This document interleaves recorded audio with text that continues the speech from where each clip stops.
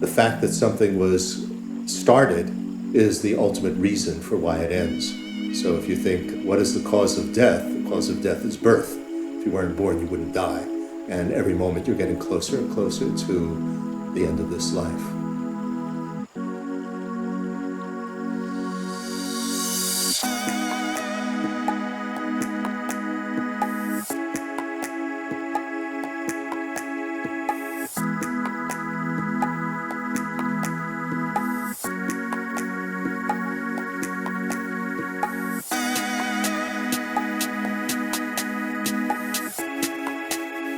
Anicca means impermanence.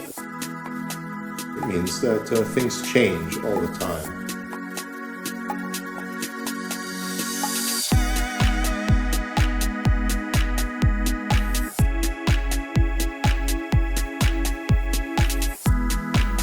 Not static, always changing.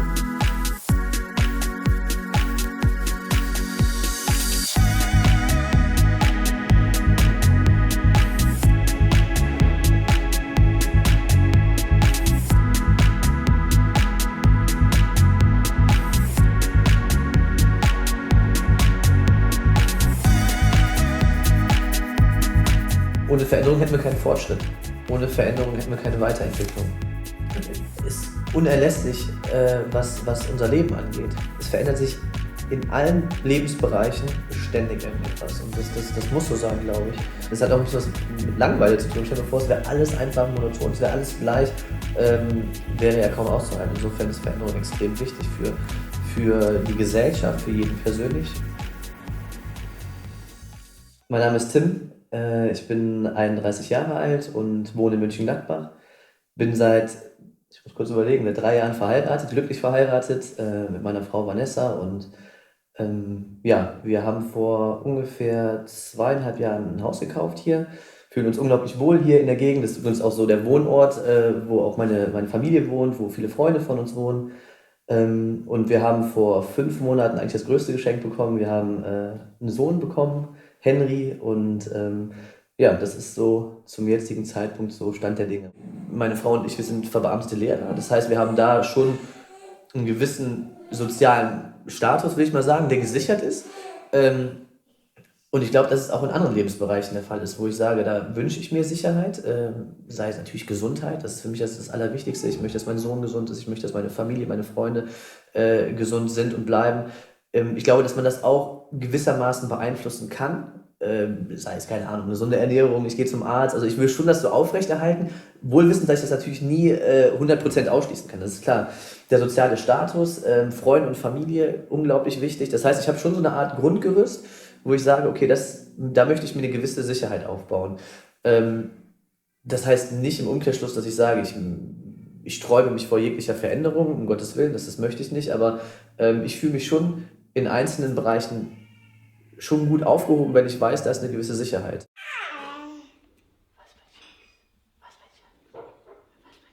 Wir haben so einen Geburtsvorbereitungskurs gemacht. Da hat man uns auch gesagt, mittlerweile weiß man, ein Kind sollte man innerhalb des ersten Jahres nie schreien lassen. Man soll sofort, weil früher dachte man so, oh Gott, du verwöhnst das Kind, um Gottes Willen und hin und her. Innerhalb des ersten Jahres, sagte man uns, soll man ein Kind nicht schreien lassen, weil das dem Kind so eine gewisse Grundsicherheit nimmt. Und man hat eine Studie herausgebracht, beziehungsweise man hat herausgefunden, dass bei Kindern, bei denen man diese Sicherheit nicht weckt oder beziehungsweise nicht befriedigt, dieses Bedürfnis nicht befriedigt, dass man halt beim Schreien sofort hingeht, dass diejenigen, bei denen das halt nicht so war, später Schwierigkeiten haben, sich auf andere Sachen einzulassen, weil dieses Urvertrauen, diese Sicherheit nicht gegeben ist. Hey, Schatz. Ich glaube, dass jeder irgendwie Sicherheit braucht.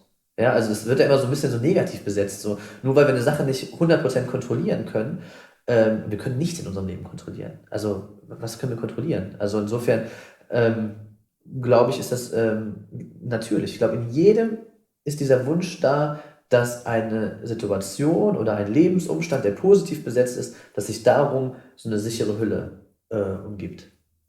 Also ich wüsste nicht, warum sollte das nicht sein? Warum sollte das anders sein? Ne? Also insofern glaube ich, dass das ein Instinkt ist, kann falsch sein. Ich habe keine Ahnung. Ja, es kann sein, dass ein Biologe das sieht und sagt, was redet er für ein Mist. Aber ich glaube, dass das instinktiv so ist.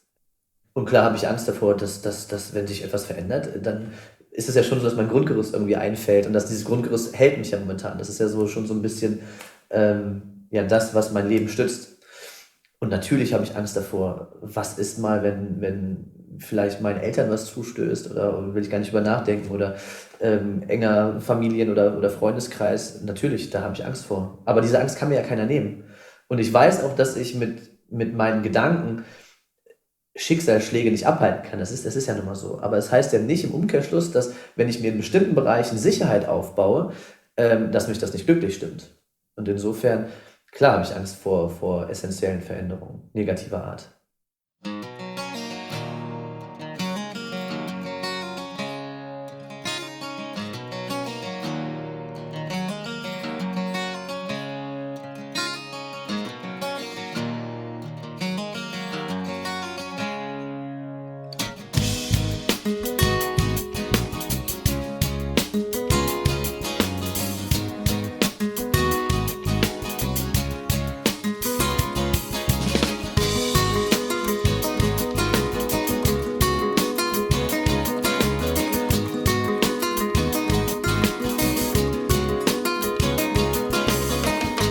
Carry a load of memories in my head. Remember all those times when I felt so sad. I carry a load of memories in my head. Remember all those times when I felt half dead. On the day of Anna's funeral, we anticipated a storm coming and a squall coming in at 2 o'clock when the funeral was going to start. And you could see it coming over, really hit just as we began.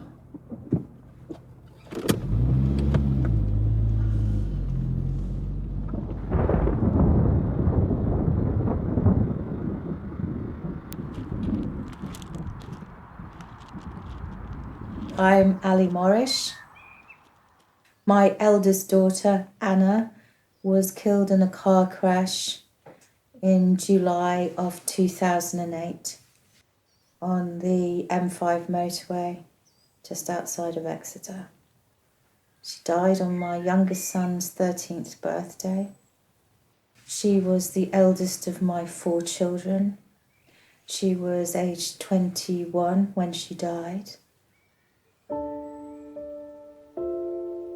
Thinking back to the last time I ever saw her, those things, because you don't realise when someone is taken from life suddenly in an accident, split second, life extinguishing moment, you have no chance to prepare to say goodbye or any of that. So the last time we had all been together, we went down to the Double Locks pub, and at some point on the walk back, Anna was with her boyfriend and she said, "Mum, I'm going this way. I'll catch you later because I'm going to walk back this way." "Okay, see you. We'll walk back this way." I didn't know that that would be the last time I ever saw her face. I'm going this way, I'm going that way. Finish.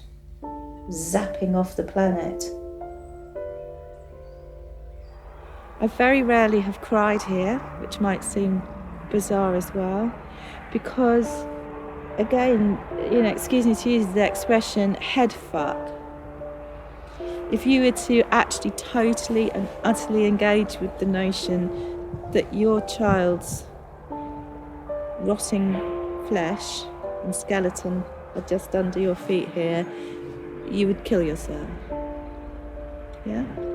Either metaphorically or literally kill yourself, because there's just nothing that can drive you, a mother, more mad than that.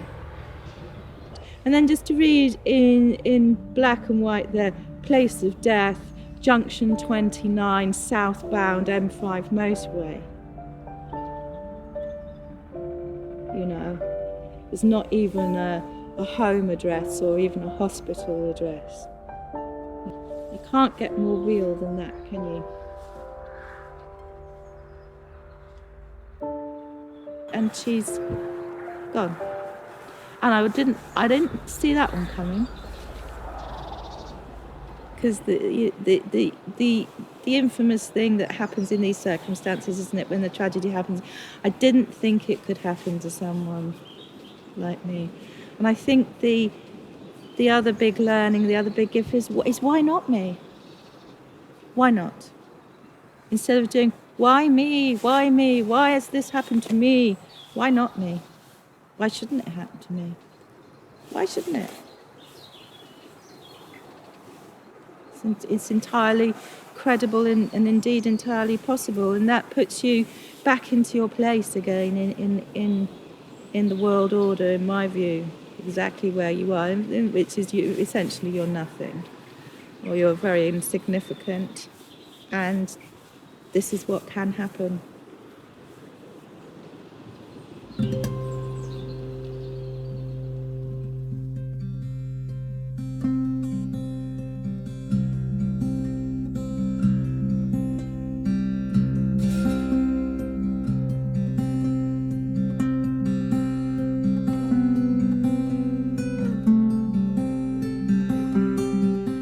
Death is the big one. Death is the one we humans seem to struggle with the most.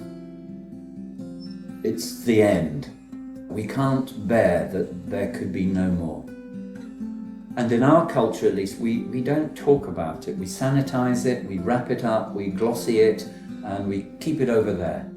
In other cultures, we know somebody's died, we know Grandad died because there's 12 of us living in this room and he fell over last night and there was blood and feces everywhere.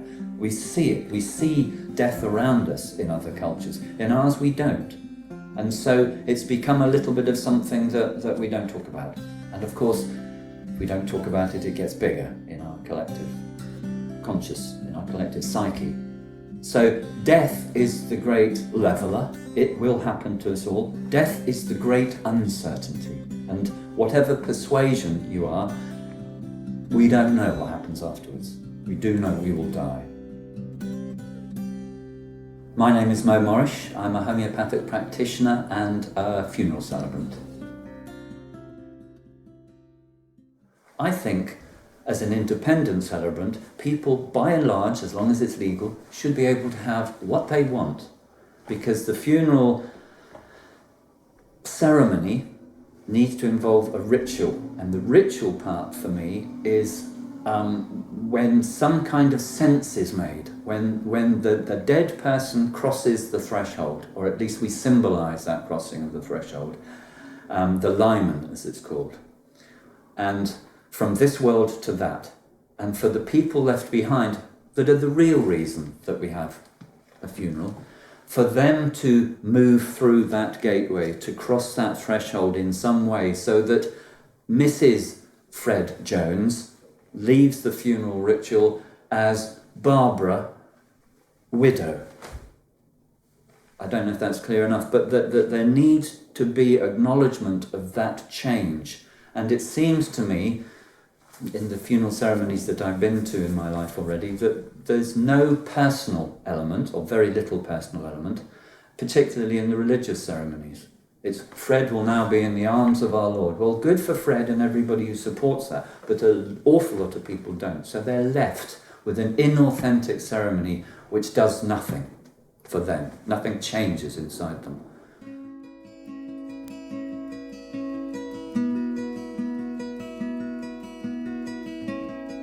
Thinking of some examples in my own life of change, one would be a marriage situation. So a marriage, my second marriage, 2 children. By all accounts, every which way I can look at it, the marriage is failing and is going to end. But it hasn't ended for me because I'm still in it. And the struggle was, I can't see how this can continue, and so therefore I need to leave.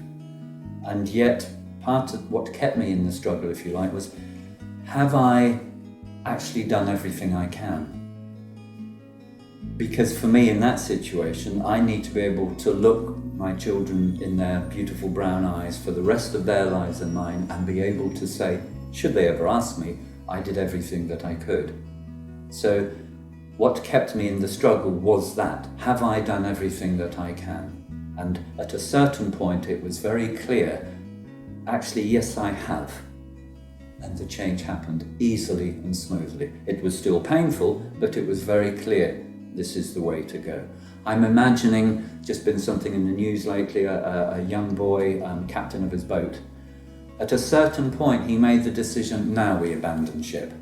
There's this process that goes on. Some people might say you should have abandoned 5 minutes ago, because there's a question about timing. So the number of times I've had a conversation with another human being, and in essence it's cooked down to something like, I'm afraid to leave this job which is killing me in case not having a job kills me.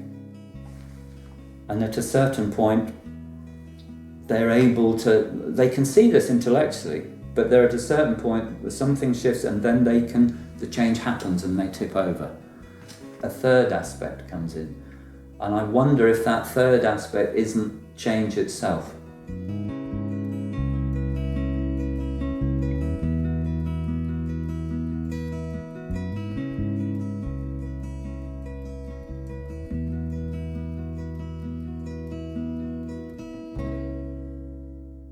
As a species, human beings, I wonder how much we struggle to make change. We are a very adaptive species. In a relatively short space of evolutionary time, we've colonized the globe. The last 100 years are arguably the century of greatest change on the planet. So as a species, we seem to be able to change very rapidly. As individual cells or members of that species, it seems to be more difficult. We have this idea of security, and once we're secure, we don't want to change that. So if the fundamental reality, I suppose, is that we live on a ball of rock spinning through space, and we cling to that. We cling to that to be alive. And so if we wake up day after day, still clinging, it's still there, something's working for us, and we ain't gonna fix what ain't broke, I suppose. So to some degree, I think fear of the unknown, fear of losing that security is what makes us hold on. This job is not very good, but it's paying my bills.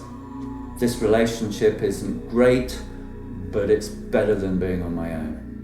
I guess the thing is that really, as individuals, we know that that's a delusion anyway, that there is no such thing as security. We do live on a ball of rock spinning through space, and there ain't no safety. Life can go like that.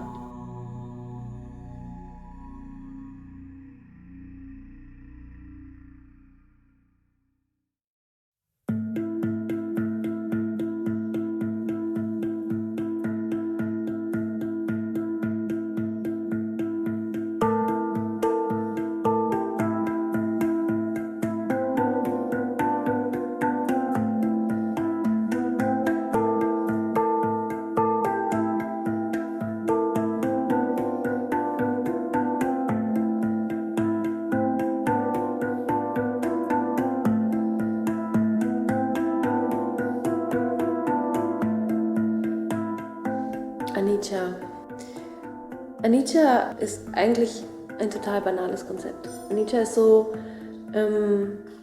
jeder einzelne Mini-Moment ist nur ein Mini-Moment und wird so nie wieder da sein. Es ist dieses extreme Bewusstsein dafür, halte dich nicht an irgendwelchen Dingen fest, weil Dinge so sein sollten und so bleiben sollten. Akzeptiere, dass alles, was da ist, geschaffen wurde, einen kurzen Moment bleibt oder vielleicht einen längeren Moment bleibt, aber in jedem Fall wieder gehen wird. Und wir wissen oft nicht, wie lange die Dinge da sein werden. Wir wissen nicht, wie lange unsere Beziehungen halten oder wie lange wir an einem Ort leben werden oder wie lange wir noch diesen Körper haben werden, wie lange wir gesund sein werden. Wir können uns aber sicher sein, dass sie alle gehen werden. Sie werden sich verändern und sie werden sterben.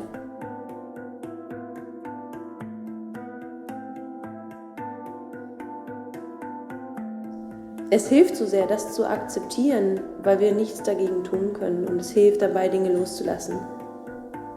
Es hilft dabei, sich gar nicht erst an Dinge vielleicht zu fest zu klammern. Das alles in der Theorie.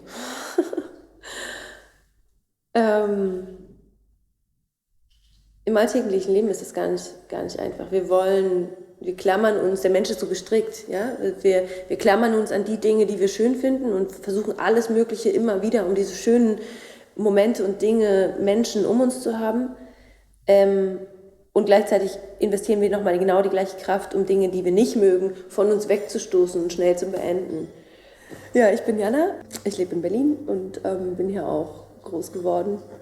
Ich arbeite in einer Umweltschutz-NGO, mache da viel zu Jugend-Umweltbildung, kritischem Konsum. Und nebenbei in meiner Freizeit unterrichte ich auch Yoga. Genau, das sind so die beiden beruflichen Dinge, die mich wahrscheinlich sehr stark prägen und auch ausmachen. Ja. Ich glaube, als Menschen werden wir halt in bestimmte gesellschaftliche Konstellationen reingeboren, die wir für wahr halten. Und wenn wir wirklich große Veränderungen in unserem Leben umsetzen wollen, bedeutet es oft, sich von diesen gesellschaftlichen Konventionen und Gewohnheiten zu verabschieden. Und das ist ein Mindfuck. Das ist, also ich glaube, die wahre Grenze liegt halt im Kopf.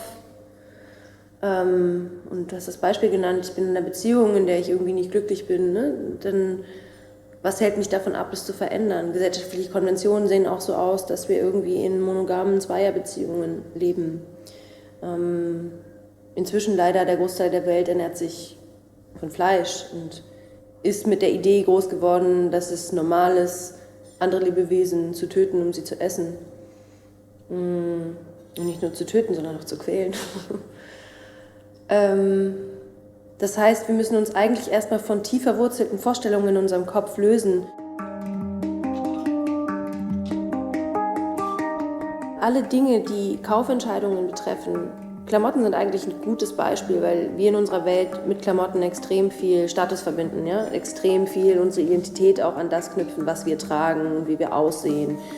Und eine absolute Überidentifikation mit unserem Körper und unserem Äußerlichen haben. Auch darin wird man reingeboren und man wird quasi von morgens bis abends mit Werbung bombardiert. Und es wird einem erzählt, ganz perfide und subtil, dass du dich besser fühlst, wenn du immer wieder neue Klamotten trägst und so weiter.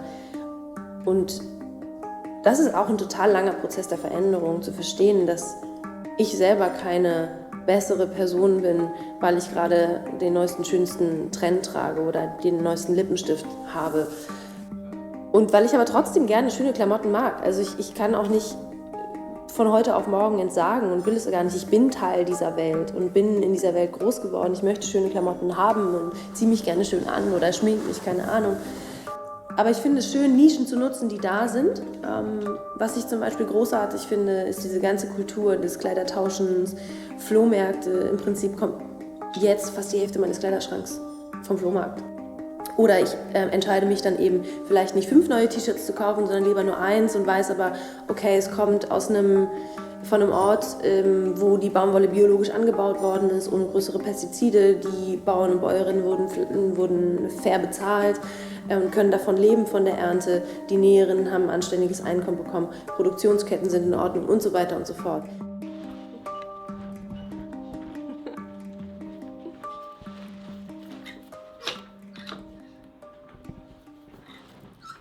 Das ist mir zu missionarisch. Aber ich kann mir schon die Frage stellen, welche Handlungen in meinem eigenen Leben würden mir nicht so sehr wehtun, aber anderen sehr viel besser tun.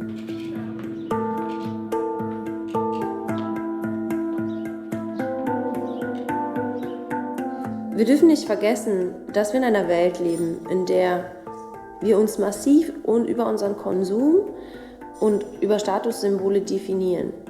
Das heißt, in dieser Welt macht es total Sinn, nicht nur einen Wagen zu haben, sondern auch noch einen zweiten Wagen zu haben. Und ein Eigentumshaus zu haben oder eine Wohnung oder ich weiß nicht was, sich massiv zu verschulden, in den Zirkel zu kommen, viel arbeiten zu müssen. Und wo das, was ich kaufe, sei es meine Klamotten, mein Auto oder auch das Essen, eine Botschaft nach außen eigentlich ist. Ja, wir kommunizieren durch unser Konsumverhalten eigentlich immer mit dem da draußen. Ich persönlich, ich bin in einer maximal privilegierten Position. Global gesehen, in Deutschland, in Berlin, im Prinzip überall. Dieses maximal Privilegiertsein führt aber auch dazu, dass meine Lebensweise den größten ökologischen Fußabdruck hat, dass ich die massive Ressourcen brauche für meinen Lebensstil und dass deshalb meine Handlungen und die Veränderung dieser extremen Ausbeutung von Ressourcen schon auch etwas ausmacht. Und privilegiert meine ich auch, ich bin weiß, ich bin gebildet, ich habe die finanziellen Mittel auch im Bioladen einzukaufen und mir faire Klamotten zu kaufen und ähnliches. Und deswegen sollte ich auch maximal das tun, was ich tun kann.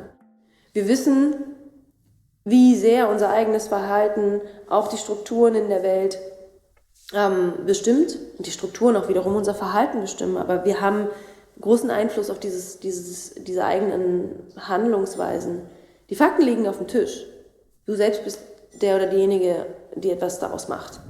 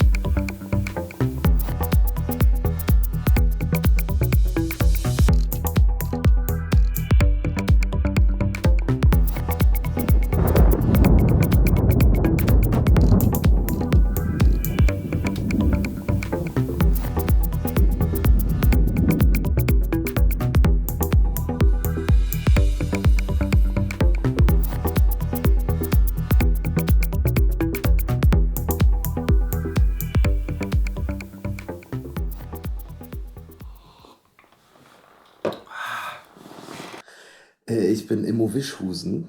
Ich bin seit 20 Jahren Rap-Künstler im weitesten Sinne. Ich habe mir damals einen Namen ausgedacht, nämlich der Flow in Immo. Damit das dann flowt, heißt es Flow in Immo oder Flow in Immo. Und habe über die letzten Jahre diverse Platten rausgebracht, viele Konzerte gespielt. Mein Name ist Flow in Immo, könnt ihr mich hören?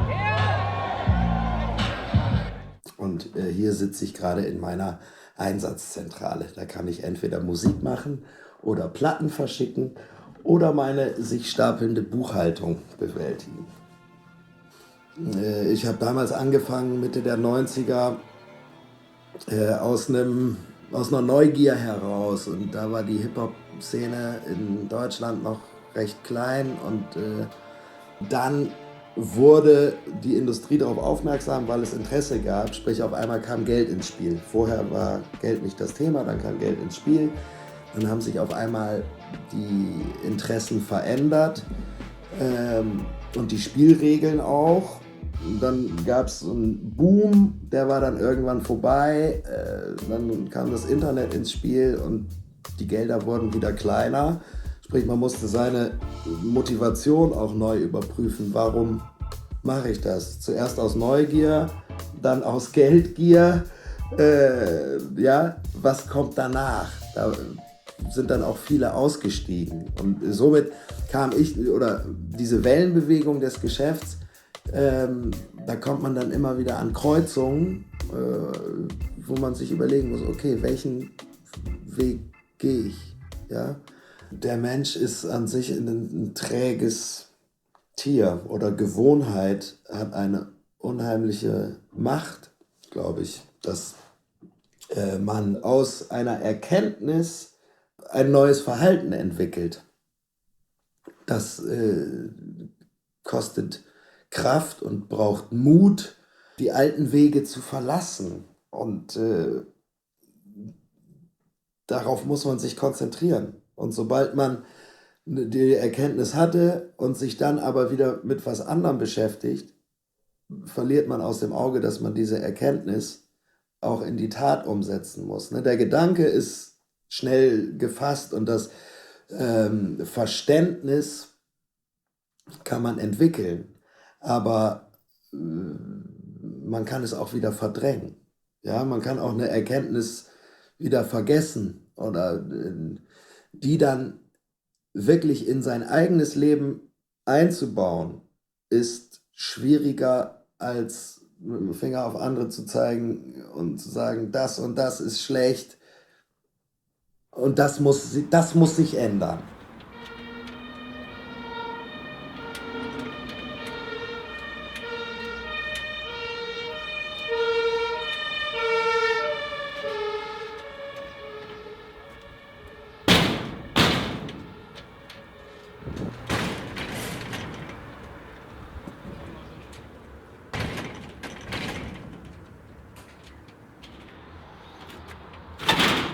Geil.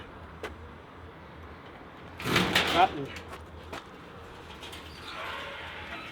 Ich habe auch noch eine Garage voll mit Material, von dem ich mich nicht lösen konnte. Sprich, ich habe das Problem erstmal verlagert, aus dem Auge, aus dem Sinn. Das steht jetzt wieder auf meiner To-Do-List, dieses Grab zu öffnen und mich von diesem Material zu verabschieden, um auch meine Last zu minimieren oder zu reduzieren, damit ich freier werde, mich auch zu bewegen. Ja, ich muss mein persönliches Gewicht verringern. Das fällt mir auch schwer. Ich habe diese Garage seit 5 Jahren oder seit 5,5 habe ich Zeug irgendwo geparkt, was ich nicht brauche, anscheinend. Wenn ich aber die Garage öffne und mir das Zeug angucke, dann brauche ich das alles, auf jeden Fall. Und dann mache ich sie wieder zu und ich brauche es wieder nicht. Also das ist dann auch ein Gefühl von Verlustangst, wenn ich das Material, was ich nicht brauche, dann wieder sehe, denke ich mir, ah ja, da hängt die und die Erinnerung dran.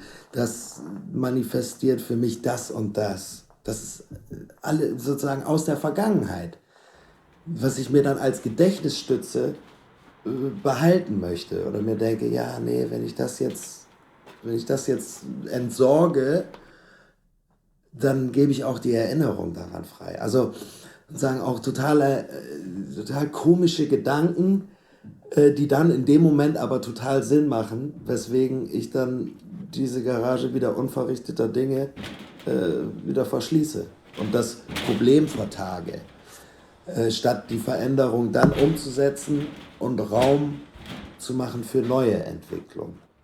Und das ist exemplarisch für Verhaltensänderung bei Menschen.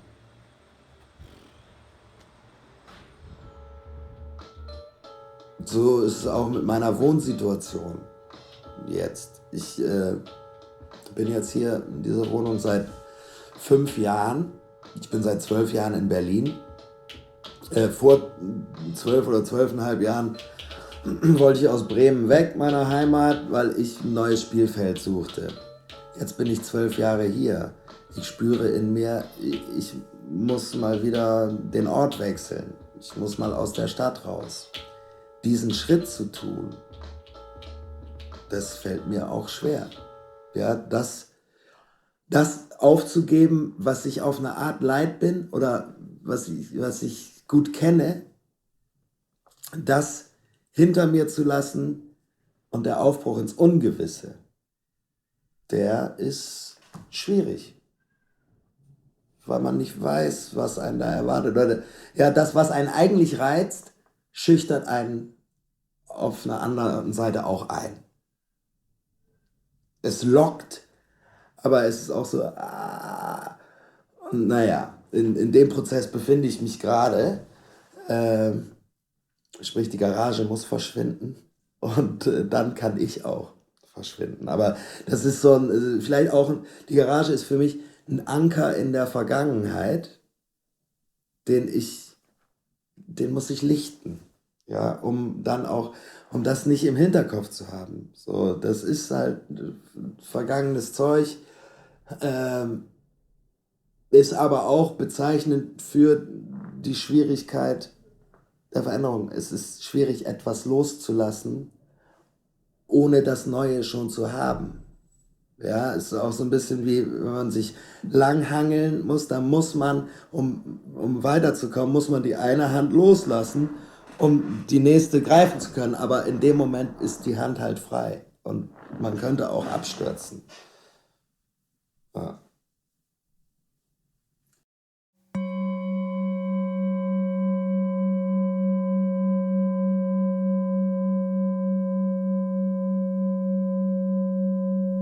It's futile to, think that I can hold on to something and it will remain secure.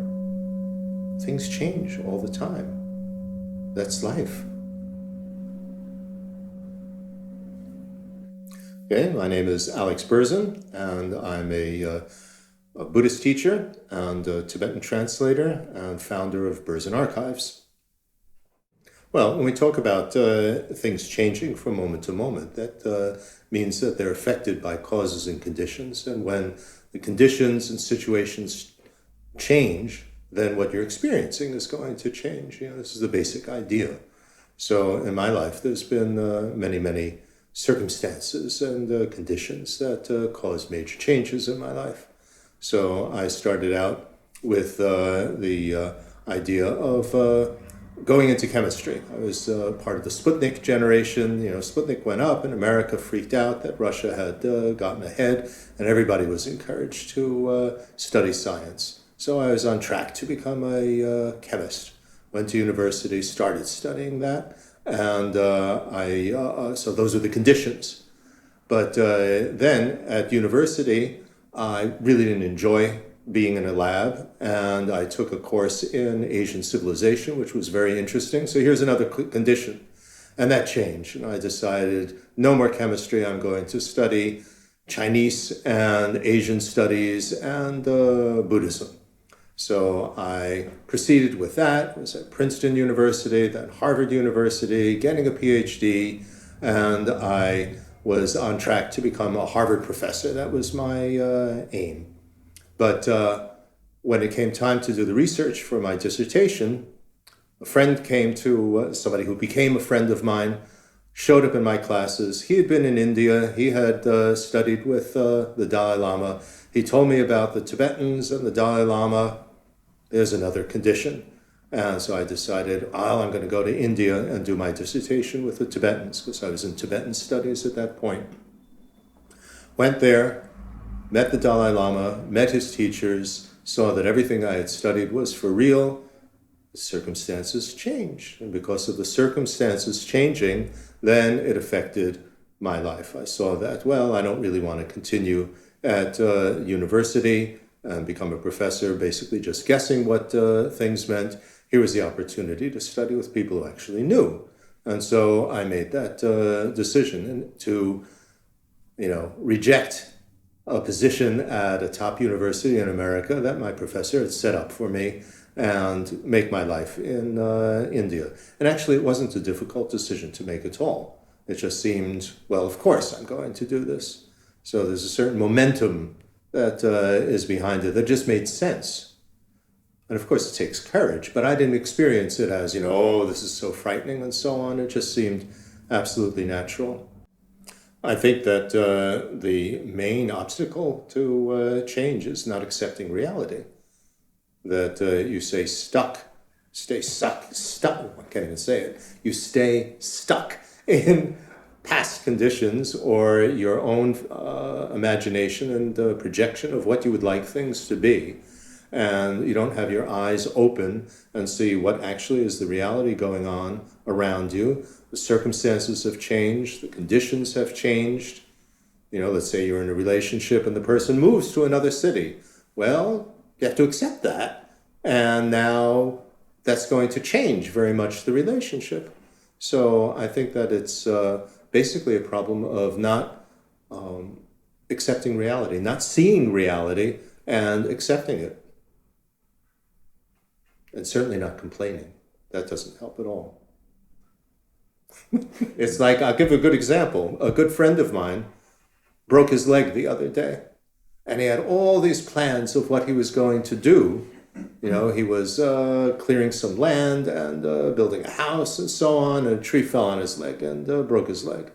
And so I went to see him in the hospital, and his attitude was wonderful. You know, I mean, okay, now my leg is broken. The next, X period of time is going to be like this. And he just totally accepts the situation. And so very little mental suffering. Whereas if you really start, oh, why did this happen to me? And now I can't do my stuff and I can't build this house, and complaining and miserable, you're absolutely torturing yourself. Accept reality. Deal with it.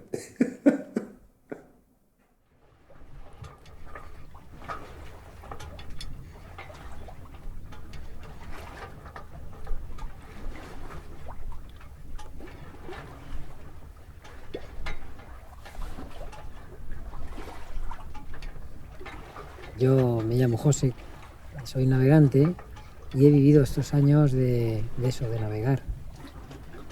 Antes trabajé muchos años en un banco, que me sirvió para mucho, sobre todo para saber lo que no tenía que hacer, dónde no iba a encontrar nada interesante, pero he estado muy cerca de muchas actividades artísticas, he hecho teatro, he hecho tapices, escultura, cerámica, escribo mucha poesía también, y bueno, todo lo que en cada momento me va llamando, ¿no?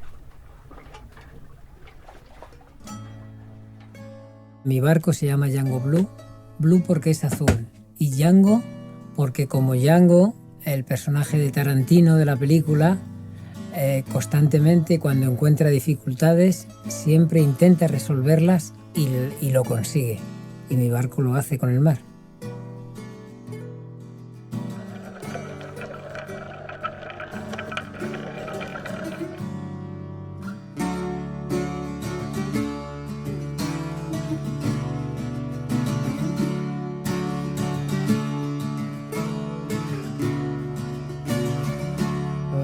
Sailor on the ocean, I feel the earth in constant motion. I keep my eyes on the horizon,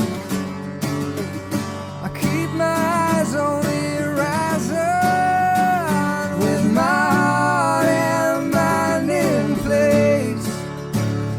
I am traveling at my own pace, with my heart and mind in place. I am navigating time and space.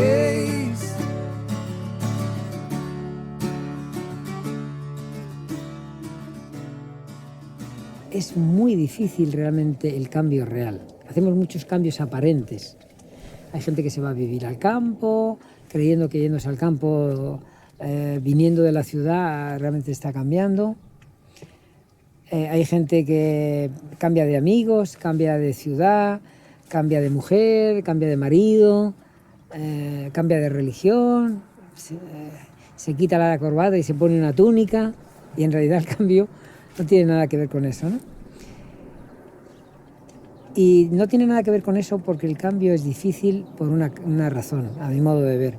Y es que nos identificamos tanto y en cada momento con lo que creemos que somos, que renunciar a eso, quitarse ese ropaje y, si eres un poco honesto, quedarte desnudo, quedarte sin nada, sin otro personaje de manera inmediata, es algo que al ser humano le produce pánico, porque se identifica, se entrega en cuerpo y alma al personaje que ya conoce, al que ha creado, el que le resulta cómodo, con el que se puede levantar cada mañana sin tener que reinventarse.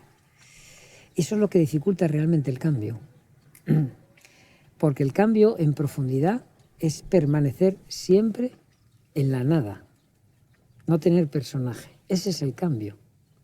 Estar ahí en tierra de nadie, que es la única manera en la que puedes recibir todo lo que realmente te llega. Cuando tú estás en tierra de nadie, no hay nada que te condiciona, no perteneces a una idea, no perteneces a un personaje, al personaje que tú te crees. como hombre simpático o como hombre de éxito o como mujer buena ama de casa, madre de familia. Cuando no perteneces a ningún personaje, cualquier cosa que te llega la puedes afrontar sin miedo. Como nos identificamos con todo eso, pues nos cuesta mucho dar el salto a lo otro. Y en realidad dar el salto a lo otro tampoco es cambio. El cambio está en permanecer siempre en la nada.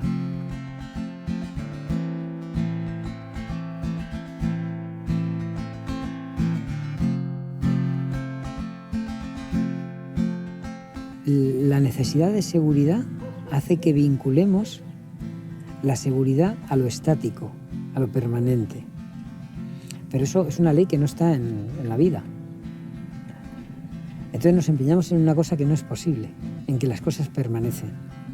A poco que observes, verás que ni nosotros permanecemos en la tierra, ni permanecemos con el primer pensamiento que tuvimos, ni permanecemos con la misma idea que tuvimos de jóvenes, ni de más mayores, ni de nada, ni permanecemos con nada.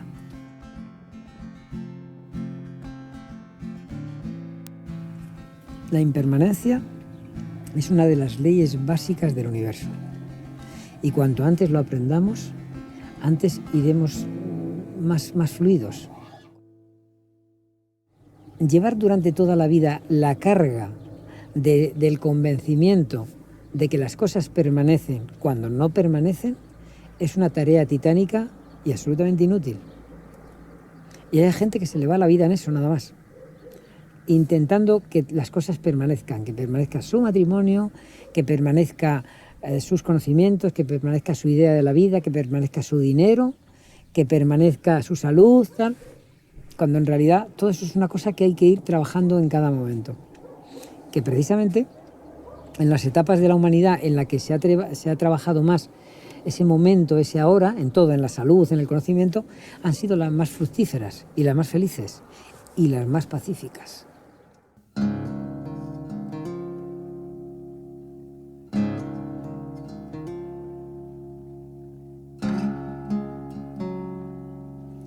Amo el horizonte porque no exige mi llegada. Amo las miradas porque son puentes invisibles. Amo el viento porque me pasea por el mundo.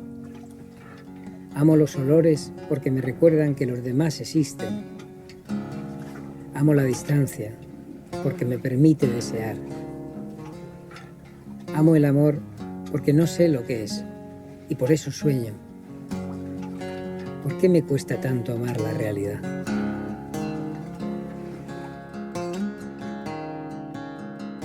Hay que aceptar que la realidad que hemos construido es una realidad tremenda, dramática. Y también hay que aceptar que tenemos los recursos y los mecanismos como seres humanos, como seres industrializados y científicamente evolucionados para resolver todos esos problemas. Pero eso nada más que nos resolvería una de las partes del problema, que es, digamos, la parte doméstica, la parte práctica. Porque si nosotros hemos construido un mundo agresivo, es porque somos seres agresivos. Bueno, ¿cómo vamos a conseguir ser seres pacíficos, por ejemplo? ¿O cómo vamos a conseguir ser seres que compartimos cuando tenemos el 3% de la humanidad, tenemos controlados todos los recursos de toda la humanidad? ¿Cuándo vamos a empezar a compartir? Tendremos que cambiar realmente nosotros. Aparte de que nos organicemos en la práctica para dividir los recursos, el problema está dentro. Cuando el ser humano sea distinto, sus acciones serán distintas.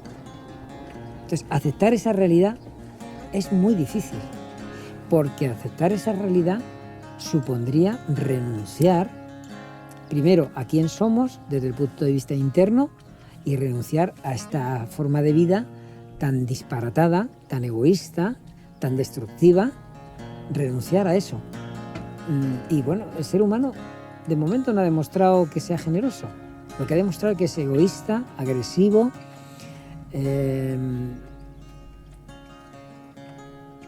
bueno, egoísta y agresivo, sí, con eso ya cubrimos prácticamente todo. Es egoísta y agresivo.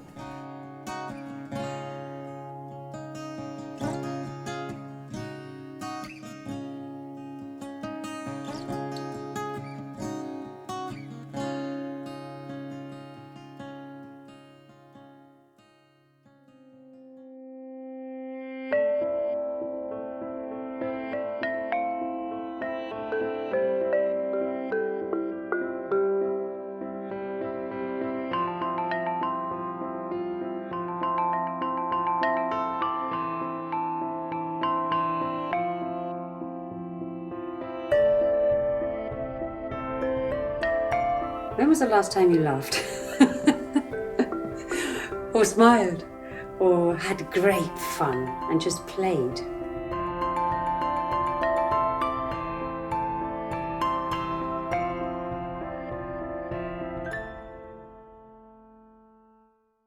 So I'm Angela, and I do clowning. Clowning is all about play, really. Finding play on stage. It can be, with a lot of humour. It can be very poetic. It can be sad sometimes. And it can be great fun. There's a lot of laughter always in the workshops. There's so much laughter. I mean, people, they come to me and say, "Oh, I haven't laughed, so much for the last 3 years or something." So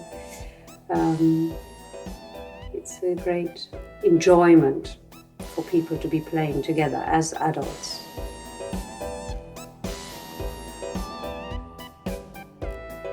We always say, you drop from your head to your heart. So it is a bit like a kind of meditation. You try to let go of all the thoughts about thinking, about planning. So you're taking a step into the unknown when you play a scene or whatever. So you're letting go of all the ideas, all the concepts, and basically you're embracing the unexpected. You don't know what's going to happen. And some amazing things happen and you can surprise yourself on stage and surprise others as well. And you can find things out about yourself that you would never have thought were you. Yeah, that's sort of a bit what clowning's about. People have this moment of just saying, I didn't know what to do. I just felt totally lost. And your heart is beating, you're scared, because you're scared because you think something has to happen. It has to be good. So there's always this thing about it has to be good, it has to be funny, or there's this achievement thing, which is just, in the feedbacks, that's what we emphasize, that just forget all that. Forget it. There's no right and there's no wrong. It's just about being visible and about us seeing how do you really feel in those moments. Show us how you really feel, because that's then, authenticity, and we can really see the person then. It's not, yes, I'm fine and everything's going really well, and actually you're full of fear, yeah? But, that's the wonderful thing about clowning, that you can't do as an actor if you're in a role. With clowning, you can show it, You're scared? Okay, show us that you're scared.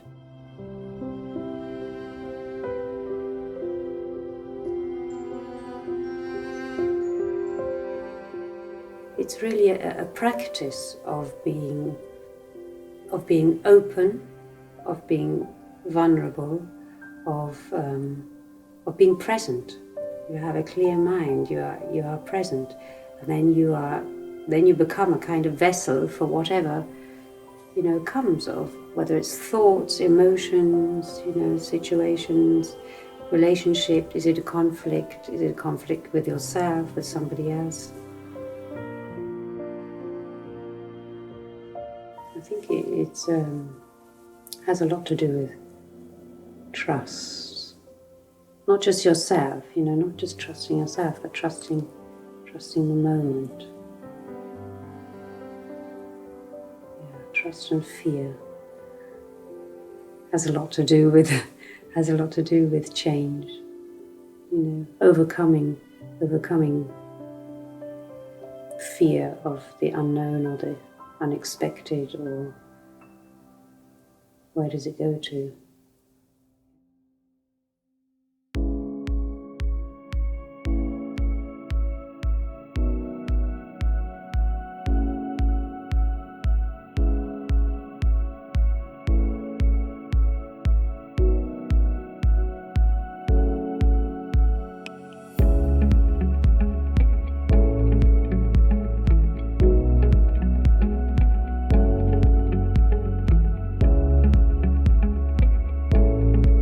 To face the fear is to take heart, and that is to take courage, to give strength to the value of the heart in our culture, where the feeling function, as Jung called it, is diminished.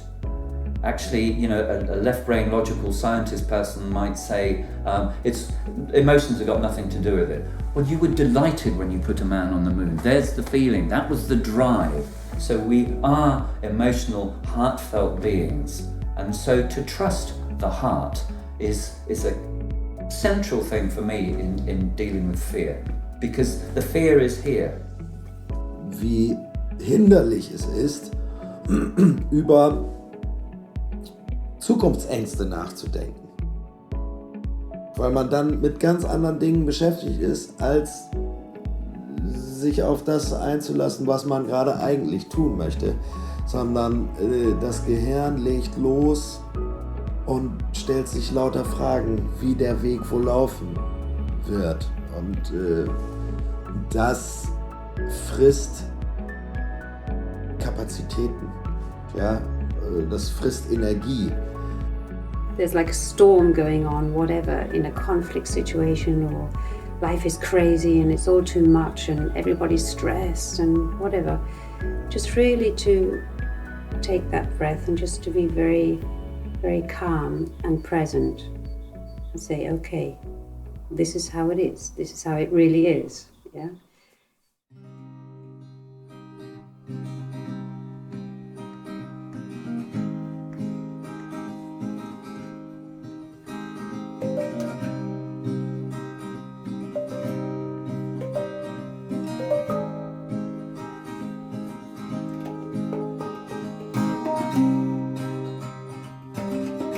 There's a lovely story, I think it's an introduction to Illusions by Richard Bach, where everybody is living in the underworld at the bottom of the river, and they hold on to rocks so that they have security, and it's sensible. It's like in our culture, you build houses and you have good jobs and you have security.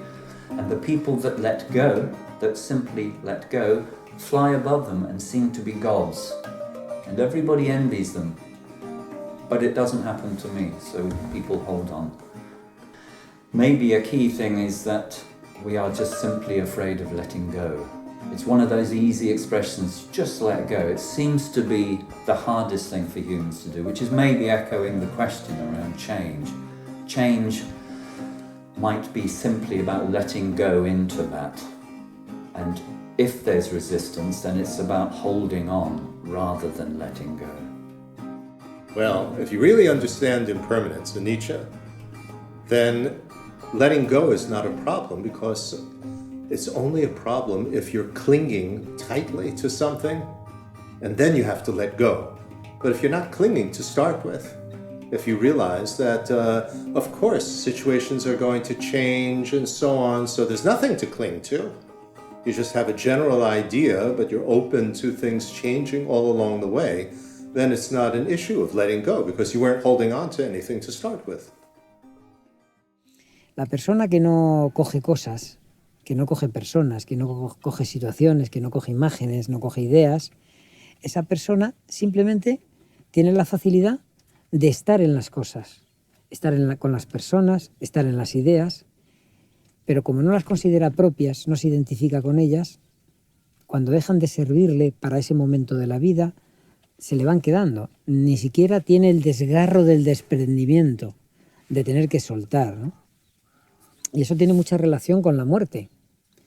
Nos identificamos tanto con el personaje que construimos en la vida que nos resulta muy doloroso aceptar que ese personaje tan estupendo que hemos construido, tan brillante, tan maravilloso, tan interesante, ya no vaya a estar en el mundo. ¿Cómo va a funcionar el mundo sin ese personaje? Es que nos parece increíble. Pero ¿cómo va a funcionar el mundo sin mí? Yo no me debería de morir. Pero eso es una estupidez, realmente. Generalmente el mundo funciona mejor sin nosotros que con nosotros. Pero en todo caso, como cada uno tiene que estar en su tarea, acostumbrarse a desprenderse significa aceptar la muerte. I'm 70 now, so I'm facing the short-term memory loss and these sort of things. As my mother And her friends used to tell me when she was this age and older, you have to learn to laugh at it. Don't take it so, heavy, oh, it's so horrible. Take it with humor. This is the way it is. Laughter is just, it's like shedding something, it's like also when you cry, it's the same kind of thing. So it's also a letting go. It's a letting go and an opening up, and in that way it's very healing. Yeah. Let go by using your body. Slump to the floor. Trust your body. If I watch somebody's language or get people to talk in a mirror, I need to let go of that. So what can you do with that? You can take a bloody great rock, walk along the beach, and all that anger that you've got towards your father or your mother or whatever, and then hurl it with great abuse in, I let you go. If somebody's talking that I just need to let go, well then I notice you're doing this. Use your body and go in the direction that your body wants to take you, because letting go involves the whole body. Well, there's a very basic meditation that is practiced, which is focusing on the breath. You have to let go each breath. You can't hold the breath, forever. And so while letting go of each breath, then also you practice to let go of whatever, mental wandering or, emotional upset or whatever is going on. So you let go. So with the breath, you let go of the breath, you let go of what's going on in, your distracting thoughts, you let go of muscular tension and so on. So you practice letting go, realizing that in every moment is changing. There's nothing to hold on to.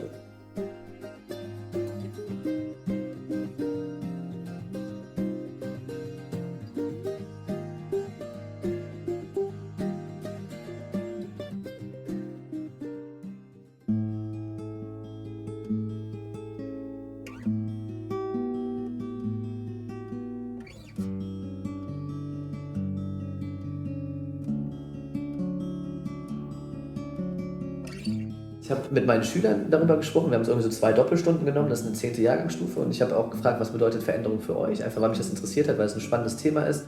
Und wir haben so eine Art Mindmap an der Tafel gemacht, also wir haben in die Mitte Veränderung geschrieben, haben geguckt, was kommt dabei rum. Und das Interessante war, innerhalb von 2-3 Minuten hatten wir die gesamte Tafel voll. Also wir hatten einfach alles da stehen. Und das war für mich relativ schwierig, das zu systematisieren. Im Normalfall ist es so, wir sammeln Gedankengänge und dann versuchen wir das so ein bisschen zu systematisieren. Das war in dem Bereich beim Thema Veränderung null möglich, weil einfach uns das gezeigt hat, dass sich alles in unserem Leben verändert. It's always different, and you never have a situation that is the same. So it's always fresh. It's always a fresh page. It's always a new beginning. Yeah, it's like being born time and time again. Because change doesn't happen around us. Change doesn't just happen within us. We are change. So, for example, from a biological or medical point of view, in 1 year's time, 98% of the atoms in this body will have changed. I am in constant change. Es gibt eine Konstante, und das ist die Veränderung. Sich das wirklich bewusst zu machen, kann zur Gelassenheit beitragen, dass man sich nicht verkrampft. Ich kenne auch den Zustand der Verkrampfung. Das anzunehmen, setzt dann, glaube ich, Kräfte frei, die man sonst für den Krampf braucht. Ja. Mir hilft Anicca in meinem alltäglichen Leben, gerade dann, wenn ich so diese extremen Gefühle habe. Also wenn es mir sehr schlecht geht oder wenn ich mich sehr über etwas ärgere, Schmerzen habe, was auch immer. Es wird vorbeigehen. Es geht immer vorbei. Und genauso hilft es mir auch, bei totalen Hochphasen, wo ich irgendwie völlig begeistert bin von einer Sache, auch wieder so ein bisschen auf diese gleichmütige Ebene zu kommen und zu sagen, auch das, Anicca. Ja. Bin wahnsinnig verliebt und begeistert von einer Person, aber ich weiß, Anicca. Und ich weiß nicht, ob die Verliebtheit nächste Woche vorbei ist oder vielleicht erst in 10 Jahren, ja? Oder erst kurz vor meinem Tod oder erst danach. Aber Anicca, definitiv Anicca.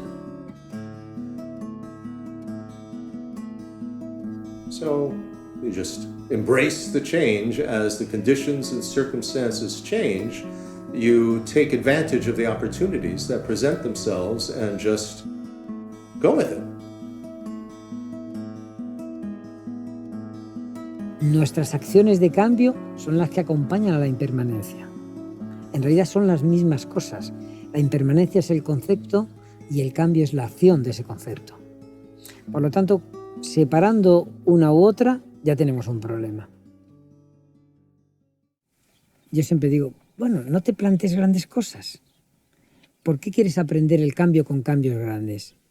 Aprende con cosas pequeñas. Ningún cocinero aprende haciendo cosas sofisticadas. Todo el mundo empieza haciendo una tortilla de patatas bien hecha. Bueno, ¿por qué quieres aprender a hacer cocina de fusión si no sabes hacer la tortilla de patata? Empieza por lo pequeño. Y cuando tú haces un cambio pequeño, el resultado te empodera, te da fuerza. Primero porque ves que es posible, que puedes hacer esos cambios. Y segundo, porque los cambios, aciertes o no con el cambio, te traen una realidad nueva. Entras sabia. Y eso es muy importante porque te trae la alegría, te trae la ilusión de la posibilidad de quitarte un montón de cosas de encima. Y bueno, en definitiva, si nosotros estamos bien, lo que repartimos alrededor es eso. Buen rollo, positividad, hacer las cosas bien. Bueno, pues si eso se extiende, estamos en un mundo diferente ya. Por lo tanto, ya no quiero huir tanto de esta mierda de mundo, porque ya no es tan mierda. Das Schlüsselwort ist Prioritätensetzung. Das ist so. Jeder setzt andere Prioritäten und ich glaube 90% der Menschen die falschen. Ich glaube einfach heutzutage wird ganz, ganz viel einfach so gesprochen, ohne richtig darüber nachzudenken. Weißt du? Dann redet man darüber, ja, willst du das Rauchen aufhören? Ja, wäre schon gut, das Rauchen aufzuhören, aber. Und dann kommt halt so, ja, aber ich rauche nur 2 Zigaretten. Oder, also ich glaube, dass man einfach viel stärker darüber nachdenken sollte und intensiver auch mal darüber nachdenken sollte. Weil alles läuft, Entschuldigung, so schnelllebig ab. So dieses, wir haben so eine Informationsflut, ohne über Informationen mal so tiefgründig nachzudenken.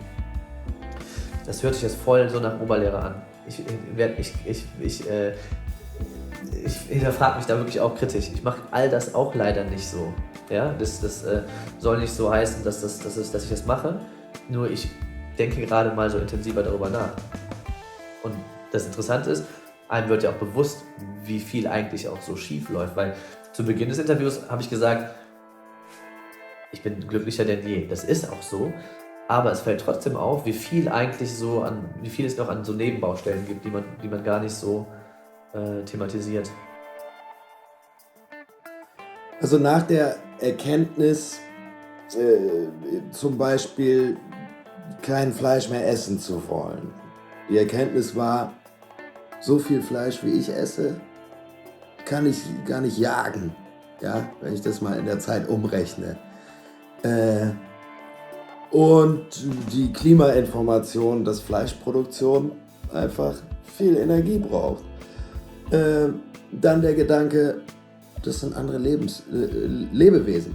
Und der Entschluss, ich möchte kein Raubtier mehr sein. Lieber Pflanzenfresser, friedlicher sein. Und das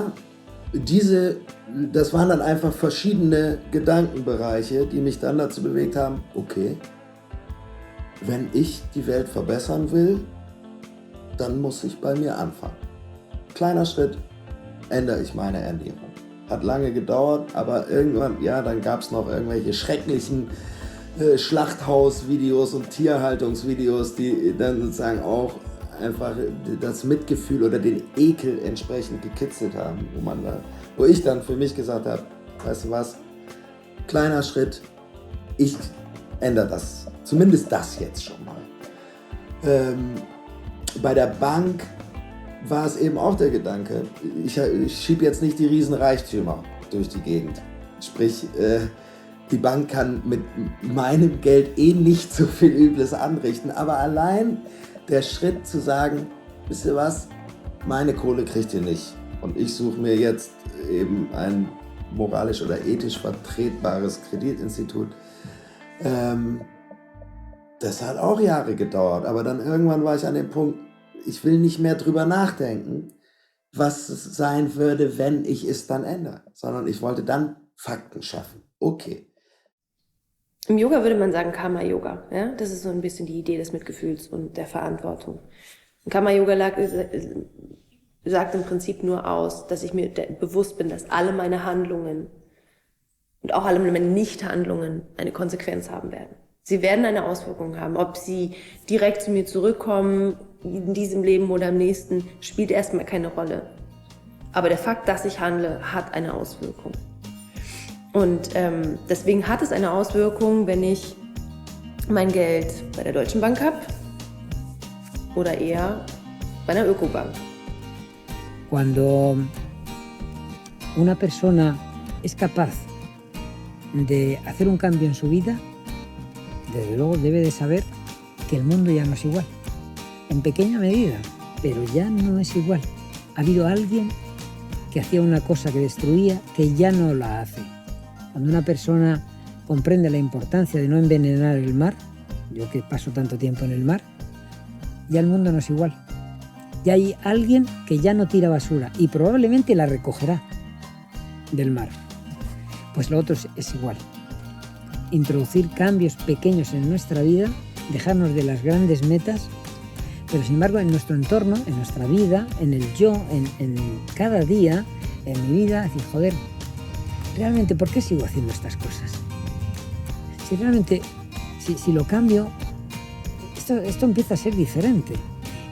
Ese momento de comprensión emocional, comprender esto, hacer esta reflexión, cuando estás haciendo esta reflexión, te estás convirtiendo en otra persona, que ante la siguiente acción que te presenta la impermanencia, la vas a cometer de otra manera. Y te vas puliendo. Y bueno, y así van pasando los días.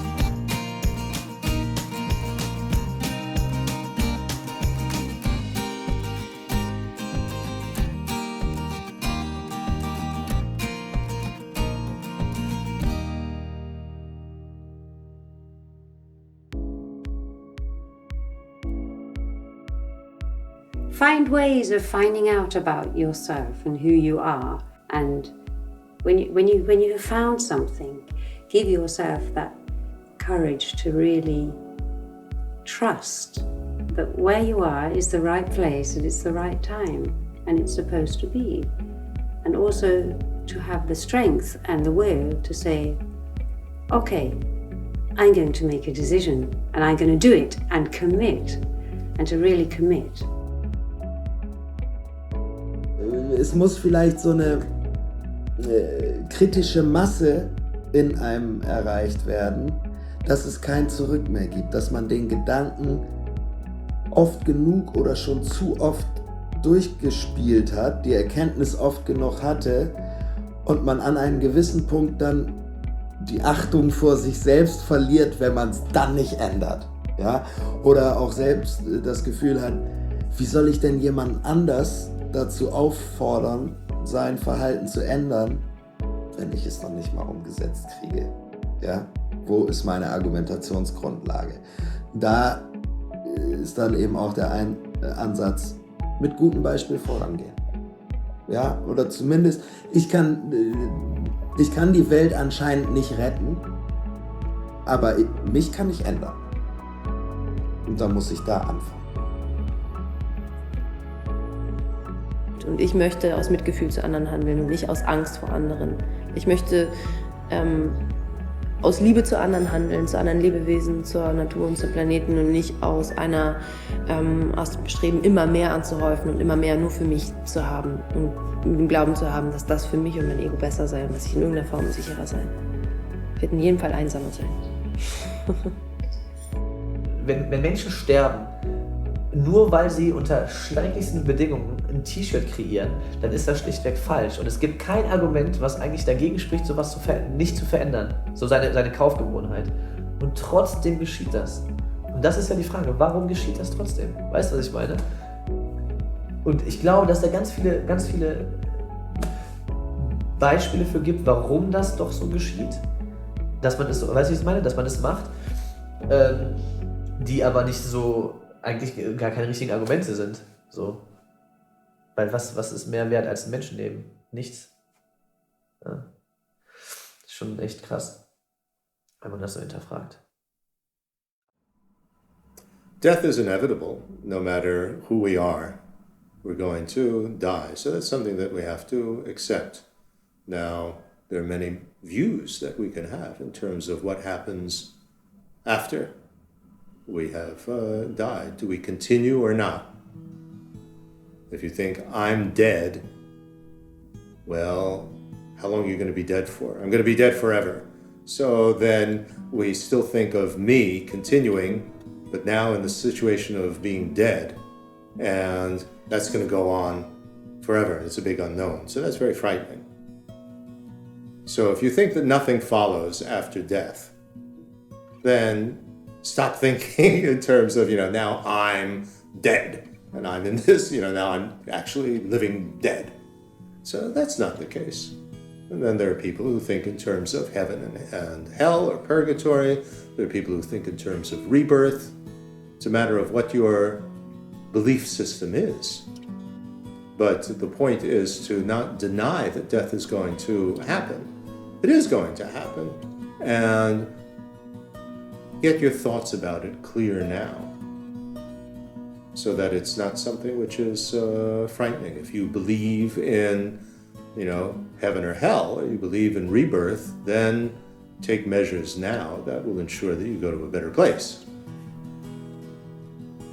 If you think in terms of, nothing happens, you go to nothing, then at least, try to do something meaningful with your life.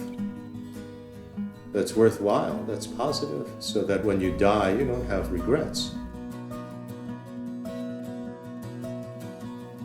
You have to, as that prayer says, accept the things that you cannot change. Because sometimes life will just do that to you. The power of the universe, the power of life and death to say, it's finished. It's just that when death pops up like that, it focuses things. And people nowadays have their bucket lists and all of that. I've been given 9 months to live, so I'm going to do all this. Why not do it anyway? Because we are going to die. Some people, I've got 9 months to live, so I'm going to do all that. And somebody's sitting over here, well, I don't have to deal with it a lot. And they get run over as they step outside. Our death is always just behind us. And we don't know when it's going to tap us on the shoulder, as the old thing would be. So my learning is that if we talk about death more, if we come to terms with death more, if we come to terms with this great certainty, it might empower us to live our lives better. I'll often say in a ceremony, for example, maybe this short time we spent together here on the edge of death can remind us of the truly important things in life. Love, family, friendship, passion, a glass of wine, travel, stuff. But those things, and work that is soulful. So let's embrace it. It's a powerful force for change. But if we ignore it, coming back to struggling with change, if we ignore it, we are sticking ourselves. We are making it more of a struggle. We will die. Get over it. Es que no hace falta ser ningún ilustrado, ni ningún científico, ni ninguna persona muy versada para darse cuenta que esto está fatal.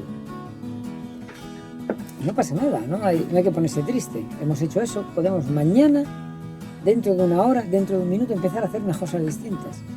Dentro de un minuto puedo empezar a no ser agresivo, a aceptar al diferente, aceptar la realidad, es decir, esto es lo que hay. Bueno, yo no quiero contribuir a eso. Y esto lo podemos decir todos a partir de este minuto. ¿Y qué pasará? Bueno, hazlo y verás lo que pasa.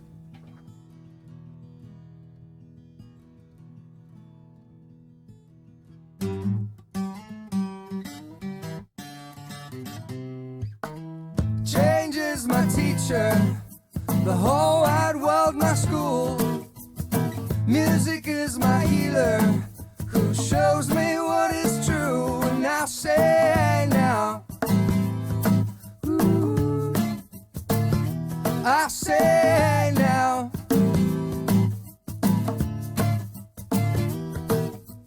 life is what moves me, time is what kills me. But sometimes time just takes too long. So gotta sing this song, I gotta sing this song. Change is my teacher, the whole wide world my school. Music is my healer, who shows me what is true. And I'll say now, ooh, I'll say now,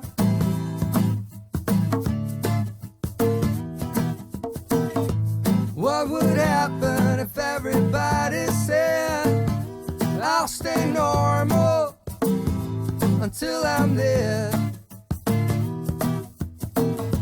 No one would ever find out what it's like to close your eyes and do whatever you feel is right. And I'll say now, I'll say now,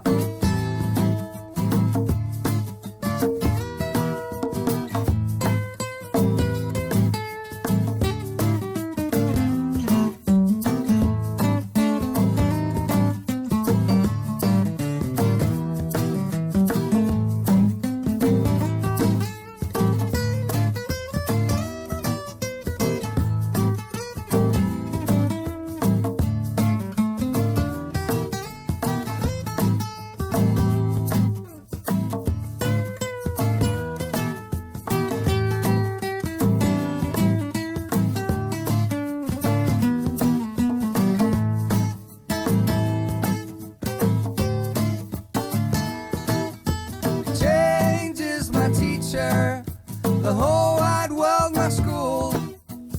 Music is my healer, who shows me what is true. And I'll say, keep on learning like a child. Yeah, keep on learning.